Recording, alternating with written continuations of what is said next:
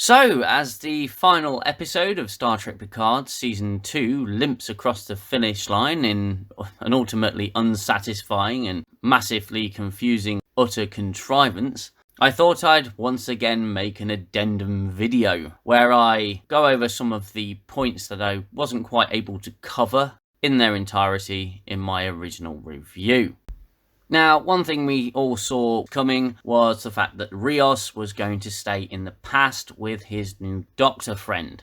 Now, this alone causes an immense amount of problems, with the heavily mentioned butterfly effect, where no matter how big or small a change you make, it has very lasting consequences and can change the future in ways you simply can't predict. Now, Star Trek's pretty much ignored most of this rule in the past. However, Rios deciding to stay in the past creates one of the biggest butterflies. But in the same episode, he's gathering all of the butterflies that he can find, or the technology that they could possibly leave behind, and decides to cause the biggest ripple himself, where he and his super awesome new family pretty much help to change the planet. Now, this could be a predestination paradox, where he was always meant to go back in time, and you could cause yourself a serious headache around that. But since we're on the issue of butterflies, there are a few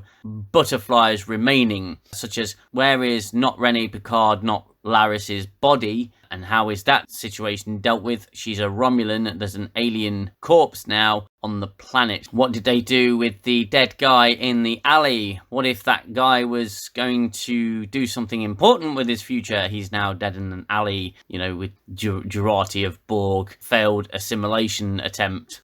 Has Rios dealt with the security footage from the gala, that shows these people?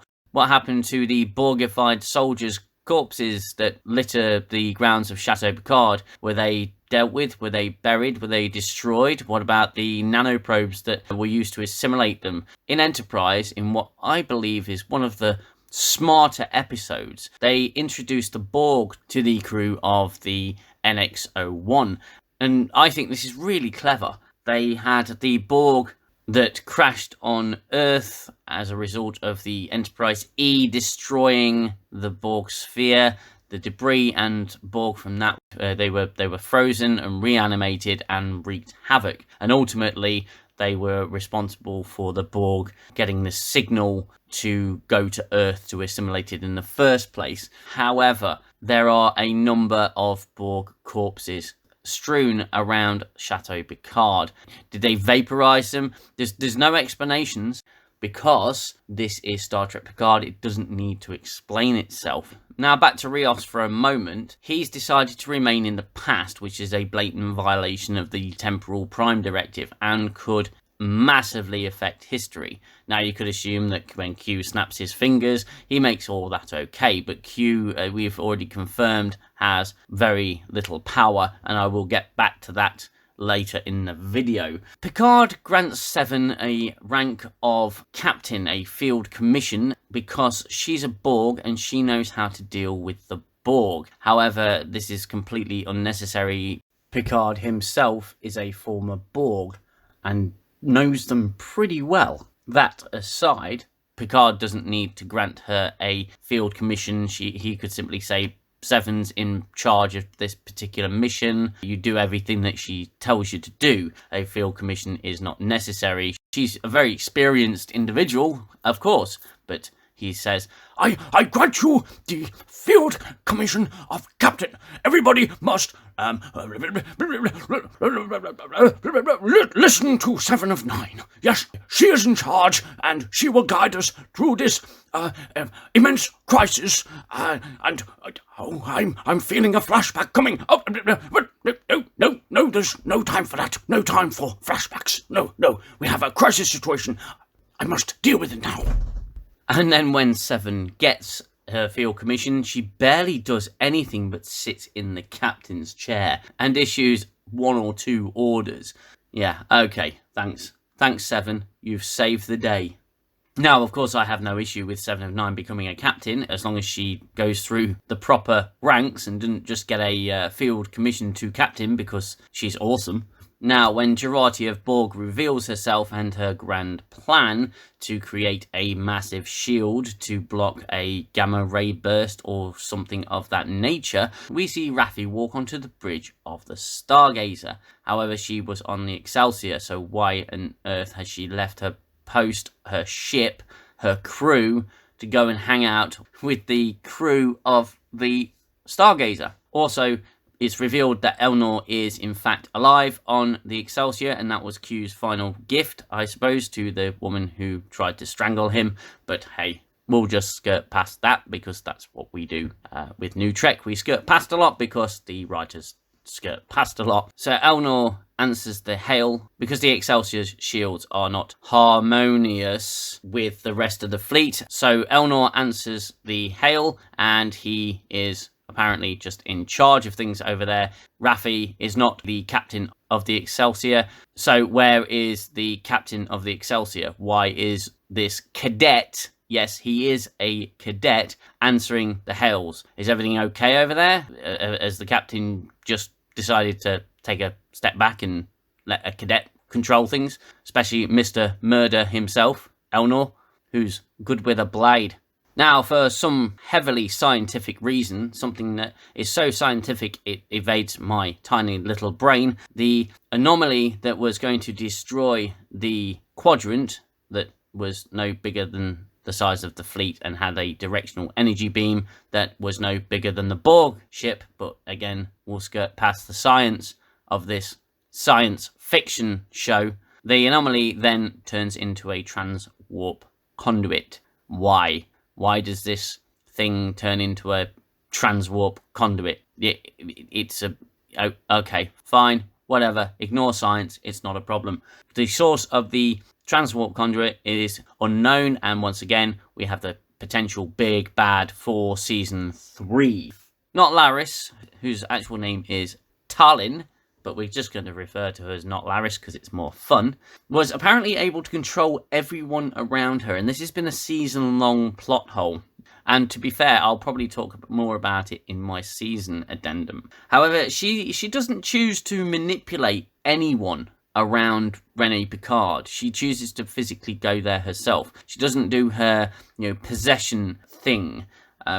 Why? I mean, why can't she manipulate characters? She could manipulate any one of the security in this building to get him out of there, to stop him. She could possess guards guarding Rene Picard, but no, she needs to go there herself to have a little chat.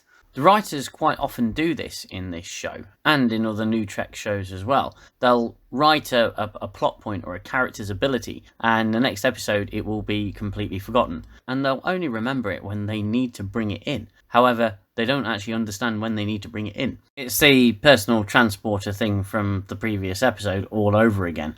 Now, Q is dying of something. We don't know what he's dying of. It's not explained. That would be too hard for the children writing this show. He's dying of something. He's dying alone. Now, it's revealed in Voyager that Q has a son. We meet Q's son. Q had a mate who he basically had Q sex with and made his son. So where is he? Where's Q's son?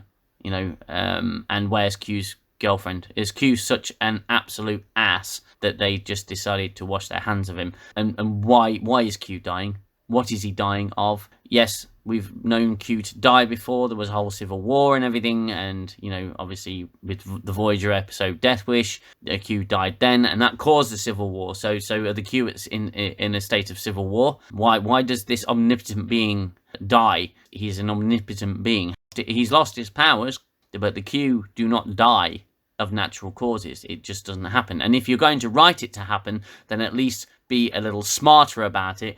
Now, Raffi comically tries to strangle Q, this omnipotent being she knows is, quite powerful and clever. She goes to strangle him, which I just thought was absolutely hilarious. Definitely needed to be in this addendum video, just because it was so bloody ridiculous. My God, I hope Raffi does not return for Season 3. Oh, God damn it. Now, while we're on the subject of Q, we know that Q is dying. We don't know why, but it was referenced in previous episodes that he has lost all of his powers. So how has he regained his powers enough to get them home?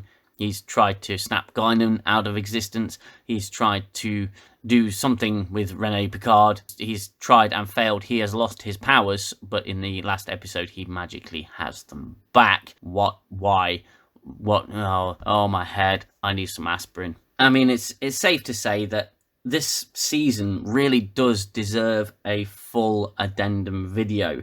And I'll get to work on it as soon as I can, but you're going to have to be patient for this because it's going to be quite a long one. This episode was a conclusion to one of the worst seasons of Star Trek I have ever seen. It's the final nail in the coffin of the character of Picard, or at least we think it's the final nail. We haven't seen season 3 yet. But with the aforementioned season 3 of Picard already in the bag, I think it's safe to say there's definitely more of this crap on the way. Now, the creators have told us that season 3 will be different, but to be honest, with their track record, how can any fan of Star Trek believe a single word that these absolute idiots tell us? Just look at their track record.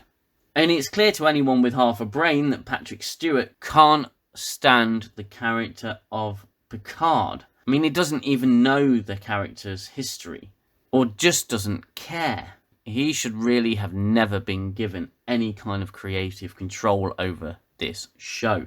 Sir Patrick Stewart, you may not like the character that you have played for so many years, but I can assure you we do.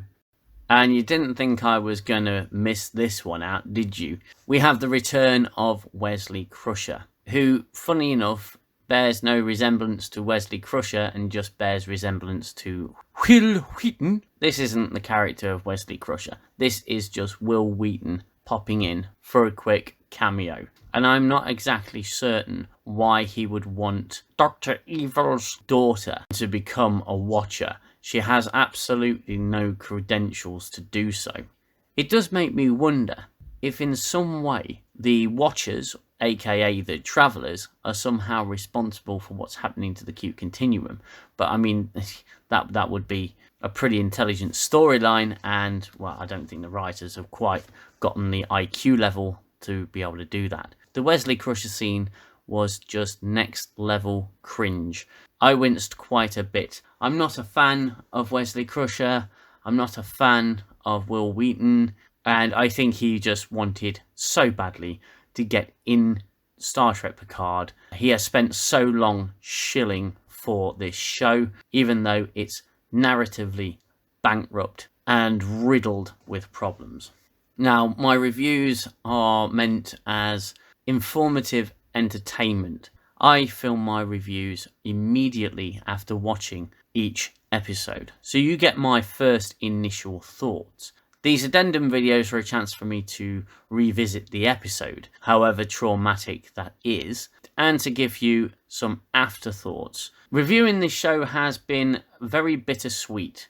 It's ranged from an absolute rage fest to some very humorous moments for me, and hopefully for you.